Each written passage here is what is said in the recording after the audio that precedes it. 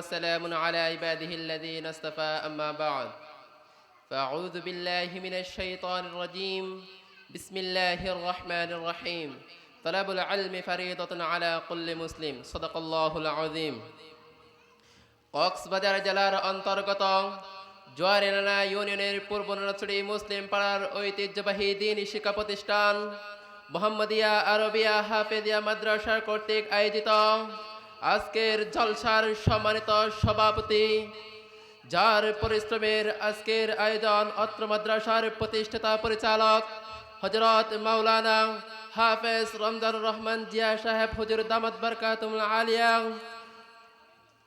সদ্য উস্তাদে মুকাররম, বিজ্ঞ বিচারক মণ্ডলী, দক্ষ সঞ্চালক ও আমার সাথী ভাইরা, সবাইকে জানাই আমার আন্তরিক শুভেচ্ছা ও সালাম। আসসালামু আলাইকুম ওয়া রাহমাতুল্লাহি ওয়া বারাকাতুহু। আজকে আমার আলোচ্য বিষয় হচ্ছে ইলম তলবের গুরুত্ব ও ফজিলত। আল্লাহ তাআলার তৌফিক এবং আপনাদের দোয়ার সংখ্যা দিলে কিঞ্চিত আলোপাঠ করব। ওয়া মা তাওফীকি ইল্লা বিল্লাহ। প্রিয় বিদ্যার্থী ভাইরা, ইসলামে ইলমের গুরুত্ব অপরিসীম। মুসলিমের প্রতি ইসলামের প্রথম বার্তায় ইকরা, পড়ো, ইলম অর্জন করো। ইসলাম থেকে ইলমকে আলাদা করা অসম্ভব। ইসলামের প্রতিটি অংশের জন্য ইলম অর্জন করা বাধ্যতামূলক। ইলম ছাড়া যথাযথভাবে ইসলাম পালন করা সম্ভব নয়।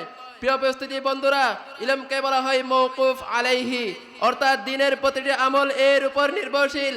ইমাম বুখারী রাহমাতুল্লাহ সহিহ বুখারীতে একটি শিরোনাম দিয়েছেন, বাবাল ইলমি ক্বাবলাল কওলি ওয়াল আমালি, সকল কথা ও আমলের আগে হচ্ছে সেই বিষয়ের ইলম।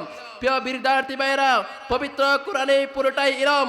কোরআন শিক্ষা করা, কোরআন শিক্ষা দেওয়া, কোরআনের তালিম দেওয়া সব কিছু ইলম চর্চার মধ্যেই শামিল। কারণ আল্লাহ পাক কোরআনে নাজিল করেছেন যাতে আমরা এই ইলম অর্জন করি এবং সেই অনুযায়ী আমল করি। কোরআনে কারিমে আল্লাহ তাআলা নবীজি সাল্লাল্লাহু আলাইহি সাল্লামকে সম্বোধন করে বলেছেন, ওয়া আনজালনা ইলাইকা যিকরা লিতুবাইয়িনা লিন-নাসি মা নুজিলা ইলাইহিম ওয়া আল্লাহুম ইয়াতাফাক্কারুন। তোমার প্রতি কোরআন অবতীর্ণ করেছি মানুষকে সুস্পষ্টভাবে বুঝিয়ে দেওয়ার জন্য, যা তাদের প্রতি অবতীর্ণ করা হয়েছিল যাতে তারা চিন্তা করে।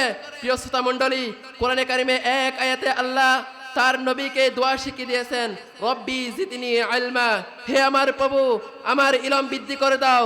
সূরা তাহা আয়াত নম্বর 114।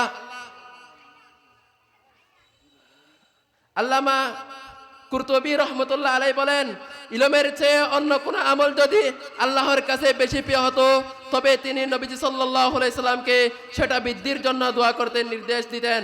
আল্লাহ তাআলা আমাদেরকে ইলমের গুরুত্ব বোঝার এবং ইখলাস ও আদবের সাথে দ্বীনি ইলম অর্জন করার তৌফিক দান করুক। আসসালামু আলাইকুম ওয়া রাহমাতুল্লাহি ওয়া বারাকাতুহু। মাশাআল্লাহ, অসংখ্য ধন্যবাদ হাফেজ মোহাম্মদ সাখাওয়াত হোসেন রায়হানকে।